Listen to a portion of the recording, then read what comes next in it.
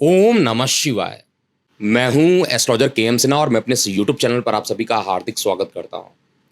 देखिए, इससे पहले मेदिनी ज्योतिष में किस तरीके से सूर्य ग्रहण का प्रभाव पड़ेगा, चंद्र ग्रहण के प्रभाव के बाद आपने देखा किस तरीके से नेपाल में दंगे हुए थे। और अब जो प्रेडिक्शन दिया जा रहा है, ये परेशानी थोड़े साउथ वाले पोर्शन में उत्पन्न हो सकती है। साउदर्न हेमिस्फीयर हो सकता है, साउथ का पोर्शन हो सकता है।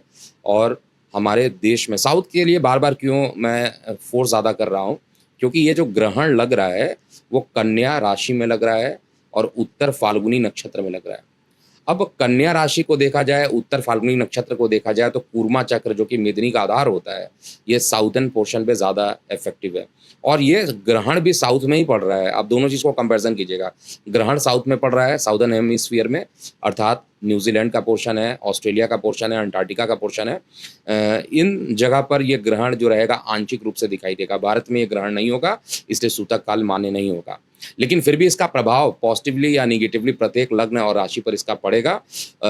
मेदिनी ज्योतिष के अनुसार इस ये क्या-क्या इफ़ेक्ट करेगा, इसको मैं पहले ही वीडियो में बता चुका हूँ। आज के वीडियो में प्रत्येक लग्न और राशि पर देखते हैं इसका क्या प्रभाव होगा। उससे पहले आप ये समझिए, उत्तर फाल्गुनी नक्षत्र जो होता है, उसका जो प्रसार होता है वो सिंह में भी होता है और मैक्सिमम पार्ट जो रहता है वो कन्या में ही रहता है।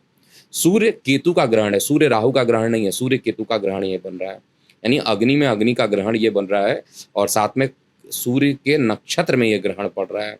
तो सूर्य जो कि बहुत इम्पोर्टेंट हो जाता है, सूर्य को राजा कहा जाता है, सूर्य को प्रशासन से जोड़ा जाता है और उस पे ग्रहण लगना, यानी प्रशासन पर किसी प्रकार के आप ये कह सकते हैं आरोप-प्रत्यारोप जो है इस ग्रहण के दौरान देखने को मिल सकता है। और इसका कहीं न कहीं पर इफ़ेक्ट साउथ में ही ज़्यादा पड़ेगा।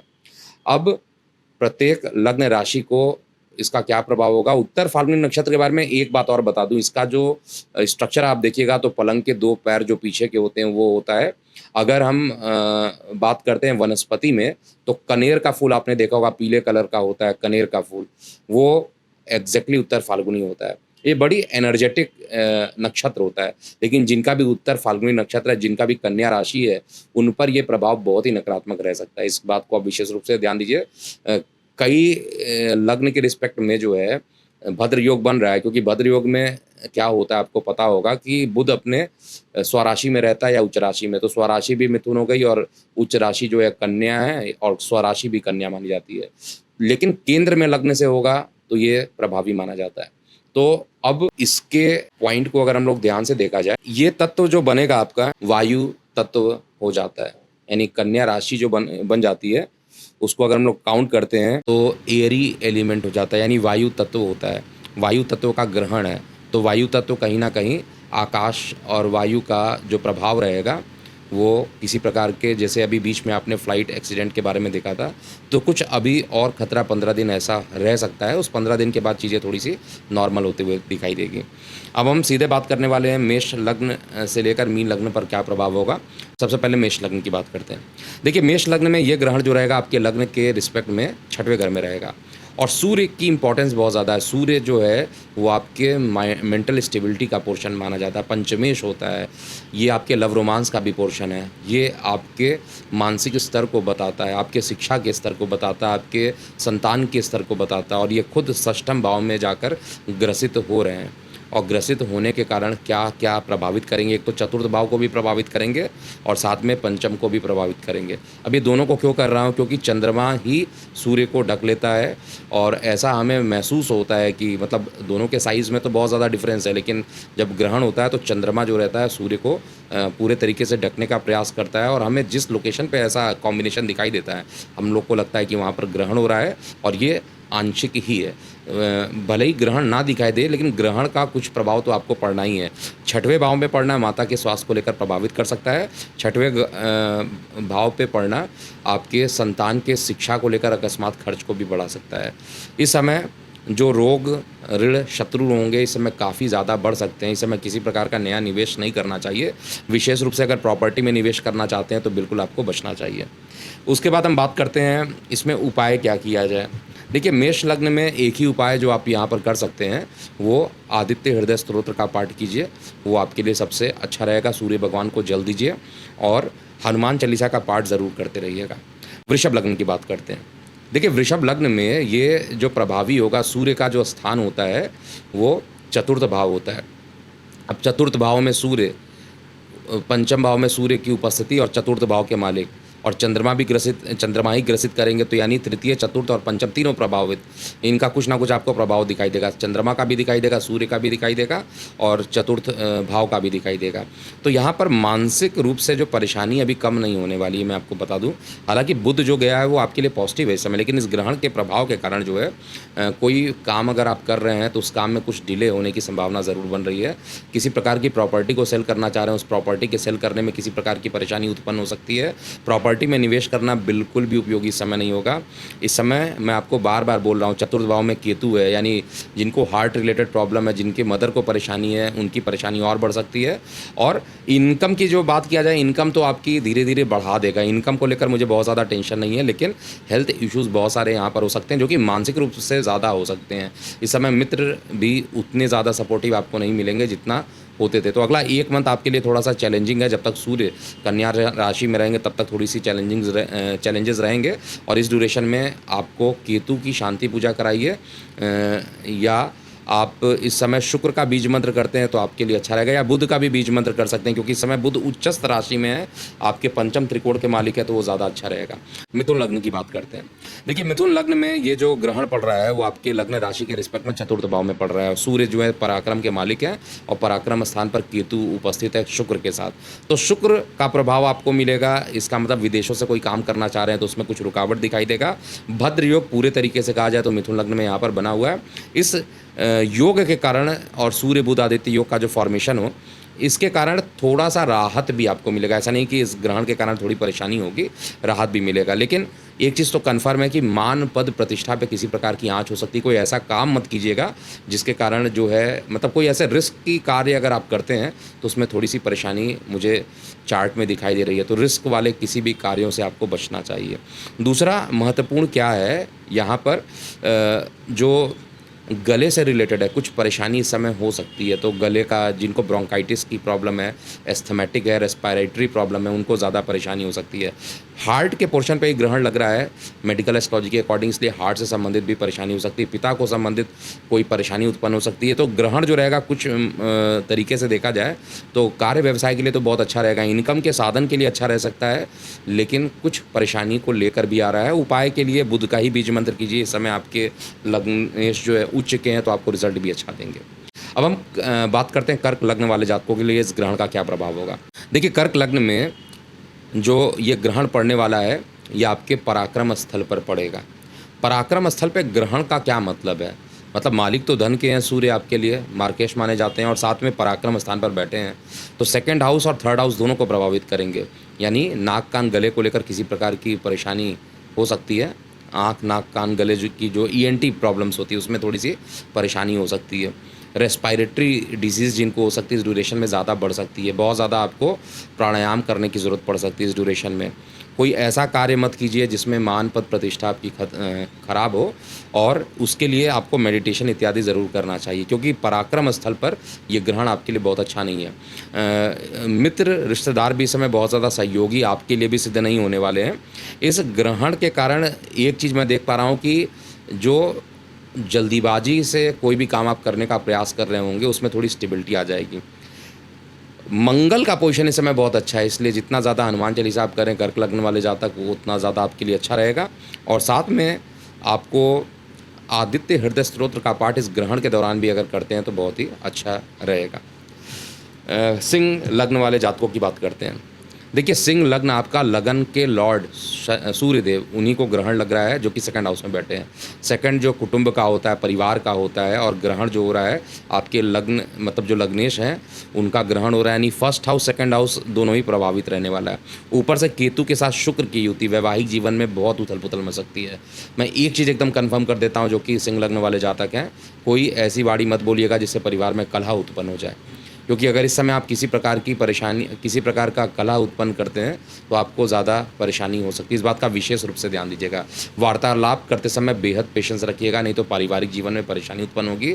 इस समय हड्डियों से संबंधित जो परेशानी है वो ज़्यादा बढ़ सकती है, न्यूरो की प्रॉब्लम थोड़ी सी ज़्यादा बढ़ सकती है, लेकिन आपके लिए जो इस समय सबसे ज़्यादा पॉजिटिव है वो बृहस्पति बैठे हुए हैं, जो आपके पॉजिटिव है। मंगल बहुत पॉजिटिव है। हनुमान जी की खूब सेवा कीजिए, हनुमान जी की खूब पूजा कीजिए, बृहस्पति भगवान की खूब पूजा कीजिए।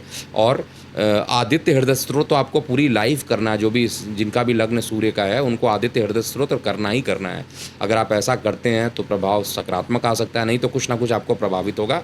नाक कान गले से संबंधित आपको भी कुछ परेशानी हो सकती है। अब हम कन्या लग्न की बात करते हैं। देखिए, कन्या लग्न पर ही ग्रहण पड़ रहा है, क्योंकि कन्या लग्न या कन्या राशि की बात किया जाए वहीं पर ग्रहण हो रहा है। तो लग्न के सापेक्ष में पहले भाव यानी आपके ऊपर ही ये ग्रहण लग रहा है। ऊपर से जो ये ग्रहण लग रहा है उत्तर फाल्गुनी नक्षत्र है, सूर्य के नक्षत्र में लग रहा है। सूर्य आपके 12th हाउस के लॉर्ड है। इस ग्रहण के दौरान विदेशों से संबंधित कोई कार्य आप करना चाहते हैं तो कुछ विलंब के साथ पर पूरा हो सकता है। इस समय किसी प्रकार की ट्रैवलिंग करने से बचना चाहिए। आपको अगर आप महिलाएं हैं तो गाइनों की प्रॉब्लम कुछ ज़्यादा बढ़ सकती है और एग्रेशन ज़्यादा हो सकता है। एग्रेशन ज़्यादा होकर साथ में पिता के साथ भी वैचारिक मतभेद हो सकता है। और सूर्य पितृ कारक माने जाते हैं, तो पिता के कारक मानने के कारण 12th हाउस के लॉर्ड होकर लग्न में बैठे हैं, तो पिता को कुछ परेशानियां भी इस ड्यूरेशन में रहेंगी। वैसे देखा जाए तो बुध आपका जो लगन लॉर्ड है उच्च का लगन में जाकर बैठा है, दिशा बली है, दशमेश होकर लग्न में बैठा है, पूर्ण रूप से भद्र योग का फॉर्मेशन कर रहा है। तो ये सब अच्छी है, मैं कहूँगा अच्छे इंडिकेशन आपके चार्ट में भी हैं। लेकिन ग्रहण लगना, ग्रहण के दिन केवल आदित्य हृदय स्तोत्र कीजिएगा, वो आपके लिए अच्छा रहेगा। या ओम सूर्याय नमः का ही अगर आप जाप करते हैं तो भी आपके लिए अच्छा रहने वाला है। तो इस ग्रहण का केवल ज़्यादा प्रभाव जो रहेगा वैवाहिक जीवन में और पारिवारिक जीवन में ज़्यादा रहेगा। तो जिनके वैवाहिक और पारिवारिक जीवन में परेशानी चल रही है उनको ग्रहण के दौरान भी, भले ही विजिबल ना हो भारत में, आप ग्रहण के दौरान जो है अगर सूर्य भगवान के लिए आदित्य हृदय स्तोत्र का पाठ करते हैं और सूर्य से संबंधित वस्तुओं का दान करते हैं ग्रहण के बाद, तो आपके लिए अच्छा रहेगा। तुला लग्न की बात करते हैं। देखिए, तुला लग्न में अभी आपके पंचम में चंद्र ग्रहण लगा था, अब एकादश में सूर्य ग्रहण लग रहा है। अब ये सूर्य ग्रहण, क्योंकि आपका लग्नेश जो है केतु के साथ हो गया है, केतु के साथ लग्न का लॉर्ड जब भी बैठता है बहुत अच्छा नहीं माना जाता। वैसे भी आपका लग्नेश नीच अभिलाषी हो गया है, सूर्य द्वादश में जाकर बैठे हैं, प्रभावित एरिया एकादश और द्वादश रहेगी। अब इसमें क्या चीज़ होगा, सबसे बड़ी चीज़ होगा कि लाभ से ज़्यादा हानि की संभावना ज़्यादा बन जाती है, खर्चे ज़्यादा हो जाएंगे। और आपको इस समय कोई भी डिसीजन लेना थोड़ा सा मुश्किल होगा। तो मैं कहूँगा अगले 15 दिन तक तो डिसीजन बिल्कुल भी कुछ मत लीजिएगा। अगर डिसीजन ज़्यादा लेते हैं तो परेशानी उत्पन्न हो सकती है।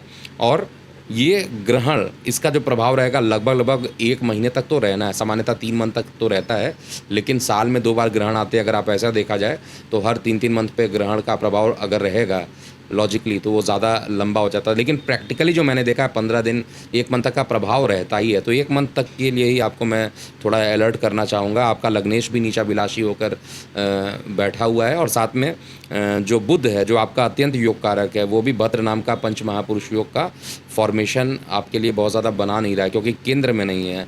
आपका जो बुध है आपके द्वादश में जाकर बैठे, तो उच्च के तो हैं, तो यात्राओं को ज़्यादा करा सकते हैं। यात्रा करना इस समय थोड़ा विघ्न आएगा यात्रा करने में, और उस यात्रा के कारण जो है जो आप लाभ कमाना चाहते हैं उसमें थोड़ी सी परेशानी भी इस ड्यूरेशन में दे सकते हैं। भाग्य का लेकिन आपको साथ इस ग्रहण में भी आपको मिलेगा, भाग्य से बढ़कर कुछ नहीं। यानी समय ओवरऑल कहा जाए थोड़ा यात्राओं के लिए और पारिवारिक जीवन के लिए, ये 2 चीज़ आपके लिए ज़्यादा इम्पॉर्टेंट है, इसी पर आपको ज़्यादा फोकस करना चाहिए।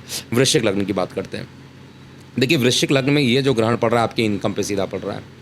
सूर्य बुध के साथ चंद्रमा रहेंगे और केतु सूर्य का ग्रहण है।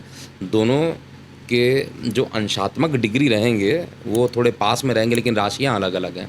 इसीलिए उत्तर फाल्गुनी नक्षत्र में ये ग्रहण लग रहा है, और उत्तर फाल्गुनी नक्षत्र में ये जो ग्रहण लग रहा है उसका प्रभाव आपके इनकम पे पड़ेगा और आपके दशम पे भी पड़ना है, दोनों पे पड़ेगा।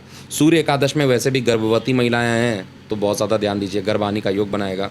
संतान को लेकर किसी ना किसी बात को लेकर परेशानी उत्पन्न हो सकती है अकस्मात, उधर संबंधित परेशानी भी ये ग्रहण आपको दे सकता है। यहाँ पर एक ही चीज़ जो मुझे पॉजिटिव दिखाई दे रही है वो दशम भाव का केतु, उपचय भाव का केतु बहुत अच्छा माना जाता है, और लाभ भाव एक अच्छा भाव होता है जहाँ पर कोई भी ग्रह को दोष नहीं लगता है। तो भले ही ग्रहण लग रहा है, लेकिन ये इतना ज़्यादा प्रभावशाली नकारात्मक रूप से मैं नहीं कह सकता हूँ, लेकिन गर्भवती महिलाओं के लिए तो बहुत ज़्यादा हानि उत्पन्न कर सकता है। और कुछ ही दिन में बृहस्पति आपके उच्च के होकर भाग्य में चले जाएँगे, तब तक आपको विशेष रूप से ध्यान देना चाहिए। इस समय प्रॉपर्टी वगैरह में निवेश बहुत सोच समझ के कीजिए, नहीं तो पैसे इत्यादि के फँसने की संभावना ज़्यादा हो सकती है। और रीज़न है, राहु द्वादश को देख रहा है। राहु जो है खर्च को देख रहा है। राहु जब खर्च कराता है तो फंसा देता है। द्वादश का राहु कहा जाता है कि जेल यात्रा, विदेश यात्रा, कोर्ट कचहरी में इत्यादि में बहुत ज़्यादा इन्वॉल्व करा देता है। और साथ में राहु चतुर्थ में बैठ के द्वादश को देख रहा है, जहाँ पर ऑलरेडी मंगल है। मंगल आपका लग्नेश है, यानी कि आपके लग्नेश पर राहु की दृष्टि पड़ना है, और ग्रहण जो आपके इनकम में पड़ना है, इनकम को प्रभावित कर सकता है और थोड़ा भ्रमित आपको कर सकता है। उपाय के लिए हनुमान चालीसा का पाठ कीजिए, और साथ में आदित्य हृदय स्तोत्र का भी आपको पाठ करना चाहिए। अत्यंत योग कारक सूर्य माने जाते हैं, दशम भाव के मालिक है इसलिए। इसके बाद हम लोग बात करेंगे धनु लग्न, धनु राशि वाले जातकों पर इसका क्या प्रभाव पड़ेगा। देखिए, अगर आपका लग्न धनु है तो ये ग्रहण योग जो है आपके दशम भाव पे, कार्य व्यवसाय के भाव पर ये पड़ने वाला है। उत्तर फाल्गुनी नक्षत्र में पड़ेगा, सूर्य के नक्षत्र में। प्रभावित एरिया जो रहेगा आपका नवम होगा, धर्म त्रिकोण होगा। साथ में आपके दशम भाव को भी ये प्रभावित करेगा। सूर्य हालांकि दशम भाव में दिशा बली है, अच्छी बात है, लेकिन वो ग्रसित हो रहे हैं, कुछ टाइम के लिए ग्रसित हो रहे हैं। तो कुछ टाइम के लिए पिता के स्वास्थ्य को लेकर परेशानी हो सकती है। कुछ टाइम के लिए जितने भी धनु लगने वाले जातक, उनको बहुत ध्यान देना चाहिए कि भाग्य नहीं साथ देगा, कर्म के भरोसे ही आपको काम करना पड़ेगा। जितना ज़्यादा कर्म कीजिएगा उतना अच्छा रहेगा। धार्मिक यात्राओं के दौरान किसी प्रकार की दुर्घटनाएं होने की संभावना भी धनु लग्न में ज़्यादा बनती है। इस बात का भी आपको विशेष रूप से ध्यान देना चाहिए। और अभी जो बाकी पोर्शंस दिखाई दे रहे हैं, जैसे आपका लग्नेश है, अभी तो आपके लग्न को देख रहा है, ठीक है, लेकिन जब ये उच्च का होकर अष्टम में चले जाएंगे तो अध्यात्म की तरफ, अध्यात्म के माध्यम से ही आपको बहुत बड़ी परेशानियां जो हैं उससे निकाल पाएंगे। तो आध्यात्मिक नेचर आपका चेंज नहीं होना चाहिए। आध्यात्मिक नेचर अगर आपने चेंज किया तो परेशानी होगी। कुछ दुर्घटनाओं के योग अध्यात्म मतलब रिलीजियस प्लेसेस पे हो सकते हैं, इसलिए बहुत सोच संभल के ही यात्रा कीजिएगा। अगर नहीं हो तो घर पे बैठ के यात्रा कीजिए। घर पे बैठ के अगर आप पूजा पाठ करते हैं तो आपके लिए अच्छा रहेगा। घर पर आप मंदिर कुछ बनाए होंगे घर में, या अगर आपके आसपास कोई मंदिर है वहाँ पर जाके अगर आप कुछ जाप इत्यादि करते हैं, ओम नमो भगवते वासुदेवाय नामक द्वादशाक्षर मंत्र का जाप कर सकते हैं, या आदित्य हृदय स्तोत्र का अगर आप पाठ करते हैं तो बहुत ही अच्छा रहेगा। तो ये करना आपके लिए अच्छा रहेगा। प्रभावित एरिया जो है थोड़ा सा जॉब को लेकर अनसेटिस्फैक्शन अभी भी लगा रहेगा, और भाग्य नहीं साथ देगा। ये दो पोर्शन ज़्यादा प्रभावित रहेगा। मकर लग्न की बात करते हैं। देखिए, मकर लग्न जितने भी जातकों का है उनके लिए ये ग्रहण आपके पिता के स्थान पर लग रहा है, आपके धर्म त्रिकोण पे लग रहा है, और साथ में अष्टमेश को ग्रहण लग रहा है। अष्टमेश क्या होता है? रुकावट होता है। अष्टमेश को सामान्यतः निगेटिव ही देखा जाता है, पॉजिटिव कम देखा जाता है, लेकिन ये गलत है। पॉजिटिव और नेगेटिव दोनों पार्ट को देखा जाता है। अष्टमेश जहाँ पे बिग लॉस कराता है वहाँ पर बिग प्रॉफिट भी कराता है, मतलब दोनों पार्ट को देखा जाता है। मुसीबतों का पार्ट है, आयु का पार्ट है, तो मृत्यु का भी पार्ट है, तो दोनों का ही पार्ट है। लेकिन ओवरऑल कहा जाए तो लगन का लॉर्ड जो है आपका, वैसे भी सूर्य से उसकी दुश्मनी है, 36 का आंकड़ा है, सूर्य से समसप्तक योग भी बन रहा है। पिता के स्वास्थ्य को लेकर ज़्यादा परेशानी हो सकती है। कुछ राहत भी इस ग्रहण के दौरान जो है अष्टम के निगेटिव होने के कारण जो है आपका जो रिसर्च एंड डेवलपमेंट वाली चीज़ें हैं उसमें थोड़ी सी डिले कर सकते हैं चीज़ों को लेकर। कोई भी आप रिसर्च रिलेटेड काम कीजिएगा उसमें डिले आपको देखने को मिलेगा, ये कंफर्म है। और मित्रों से विशेष रूप से सावधान रहिएगा। इस समय मित्र रिश्तेदार आपको बहुत ज़्यादा सहयोग नहीं कर पाएंगे। आपको कर्म पर ही ज़्यादा विश्वास करना पड़ेगा। प्रॉपर्टी में अगर आप निवेश करना चाहते हैं तो बहुत अच्छा समय रहेगा। इस ग्रहण के बाद भी ये समय अच्छा रहेगा, और कुछ दिनों में, मतलब आप मान के चलिए 18 अक्टूबर जैसे ही बृहस्पति उच्च राशि में जाएंगे वैसे ही आपके लिए तो बहुत ही अच्छा टाइम स्टार्ट हो जाएगा। तो थोड़ा ये टाइम अभी भी सावधानी का रहना चाहिए, और इस ग्रहण के दौरान आपको आदित्य हृदय स्तोत्र का पाठ कीजिए, या ओम सूर्याय नमः का भी अगर आप पाठ करते हैं तो आपके लिए अच्छा रहेगा। बहुत कठिनाई हो रही है, मृत्यु तुल का चल रहा है, तो महामृत्युंजय का भी जाप इस ड्यूरेशन में कर सकते हैं। कुंभ लग्न की बात करते हैं। देखिए, कुंभ लग्न में पिछले बार चंद्र ग्रहण पड़ा था, जो कि 7-8 सितंबर के आसपास था। तो उस ग्रहण का जो प्रभाव था वो आपके लगन पे ही था। अब आपके अष्टम पे जाकर ये प्रभाव पड़ रहा है। अष्टमेश में ये ग्रहण लग रहा है, और ये कारक जो है सप्तम के, वैवाहिक जीवन में बहुत परेशानी होगी, ये कन्फर्म है। वैवाहिक जीवन में परेशानी हो सकती है, बिज़नेस डील करने में बहुत ज़्यादा परेशानी हो सकती है, प्रॉपर्टी को लेकर मतलब मानसिक अशांति बहुत ज़्यादा बढ़ सकती है, क्योंकि आपका शुक्र केतु के साथ युति कर रहा है और शुक्र केतु की युति जो है चतुर्थेश का सप्तम के साथ युति करना बहुत अच्छा नहीं है। केतु के साथ युति करना बिल्कुल अच्छा नहीं है। जिनकी कुंडली में केतु शुक्र होते हैं उनको वैसे ही परेशानी रहती है। तो केतु शुक्र की युति जो है जिस भाव में बन रही है उस भाव के रिस्पेक्ट में ज़्यादा परेशानी है। और इस समय अध्यात्म ही एक ऐसा माध्यम है जहाँ पर ये ग्रहण लग रहा है, तो आध्यात्मिक ग्रोथ अगर इस समय कर लेते हैं, दान पुण्य इत्यादि करते हैं, मंत्र जाप कराते हैं, केतु की शांति इत्यादि अगर आप इस समय करा लेते हैं तो बेहद ही आपके लिए अच्छा रहेगा। मंगल का जो ओवरऑल प्रभाव है ये दिख रहा है कि मित्र आपको सपोर्ट यहाँ पर कर सकते हैं, लेकिन ये ग्रहण के दौरान जो है दो ही चीज़ ज़्यादा प्रभावी दिख रही है। एक तो पारिवारिक जीवन में उथल पुथल हो सकती है और दूसरा अकस्मात कोई ना कोई बाधाएं इस ड्यूरेशन में रहेंगी अगले 1 महीने तक। तो उपाय ऑलरेडी बता चुका हूँ, सूर्य से संबंधित चीज़ों का अगर आप दान करते तो बेहद अच्छा रहेगा। अब हम बात करेंगे अंतिम लग्न की, यानी मीन लग्न वाले जातकों पर इसका क्या प्रभाव पड़ेगा। देखिए, अगर आप मीन लग्न के हैं तो इस समय सबसे ज़्यादा प्रभावित आपके सप्तम स्थान पर यह ग्रहण लग रहा है, आपके वैवाहिक जीवन पर यह ग्रहण लग रहा है। तो वैवाहिक जीवन में कुछ परेशानी उत्पन्न हो सकती है, जीवन साथी के साथ काफ़ी वाद विवाद उत्पन्न हो सकते हैं। हालांकि केतु शुक्र भी यही चीज़ बता रहे हैं, केतु के साथ शुक्र जो है विवाह का कारक माना जाता है, और शुक्र मेल्स के लिए तो विशेष रूप से विवाह का कारक माना जाता है। और बृहस्पति के रिस्पेक्ट में जो कहा जाए तो 3:11 का रेशियो बना रहा है, 3:11 की दृष्टि पड़ रही है, वो बहुत बढ़िया नहीं है। ऊपर से जो मंगल है वो अष्टम में है, तो दुर्घटनाओं के योग भी यहाँ पर बन सकते हैं। वाहन चलाते समय बेहद सावधानी बरतिएगा। तो वाहन दुर्घटना के योग एक बनता है, दूसरा लीगल मामलों में बहुत ज़्यादा राहत आपको यहाँ पर केतु शुक्र के कारण नहीं मिलेगा, और वैवाहिक जीवन में कुछ ना कुछ परेशानियाँ उत्पन्न हो सकती है। तो ये 3 मेजर एरिया है जिसको मैं चेक कर पा रहा हूँ। अब इसको सही कैसे किया जाए, मतलब उपाय क्या किया जाए। तो एक तो आपका जो लग्नेश है अभी सुख भाव में बैठा है, लग्नेश की पूजा कीजिए, वो ज़्यादा अच्छा है। ओम नमो भगवते वासुदेवाय नामक 12 अक्षर मंत्र कीजिए, या विष्णु सहस्त्रनाम का पाठ कीजिए, या आप आदित्य हृदय स्तोत्र का भी अगर इस ग्रहण के दौरान अगर आप जाप करते रहते हैं तो आपके लिए अच्छा रहेगा। ग्रहण के दौरान और क्या क्या करना है, जब ग्रहण होगा उस समय लाइव रहूँगा मैं। जिन लोगों ने चैनल को सब्सक्राइब नहीं किया है वो सब्सक्राइब कर लेंगे, ताकि जब भी मैं लाइव आऊँगा आपको तुरंत नोटिफिकेशन मिल जाएगा। तो जो प्रभावित एरिया है वो 6, 7, 8 ये तीनों को ही प्रभावित कर रहा है। तो ये टाइम बहुत ज़्यादा कठिनाई पूर्वक हो सकता है, इसलिए कोई भी रिस्की कार्य इस समय नहीं कर सकते। इसमें प्रॉपर्टी से रिलेटेड कार्यों में करने में अच्छे रिजल्ट आएंगे। जॉब को लेकर स्थिति सामान्य बनी रहेगी, लेकिन पारिवारिक जीवन में परेशानी होना, और अगर आप महिला हैं तो गाइनो रिलेटेड प्रॉब्लम होना, और संतान अगर आप गर्भवती हैं यानी प्रेग्नेंट है तो गर्भवती महिलाओं के लिए गर्भहानि का योग भी यहाँ पर बनता है। तो देखिए, जो भी चीज़ें मुझे दिखाई दी मैंने स्पष्ट रूप से उसको बता दिया है, और उसके रेमेडी भी बताए हैं, तो आपको रेमेडी ज़रूर करना चाहिए। अभी के लिए इतना ही। मैं हूँ एस्ट्रोलॉजर के एम सिन्हा। ओम नमः शिवाय।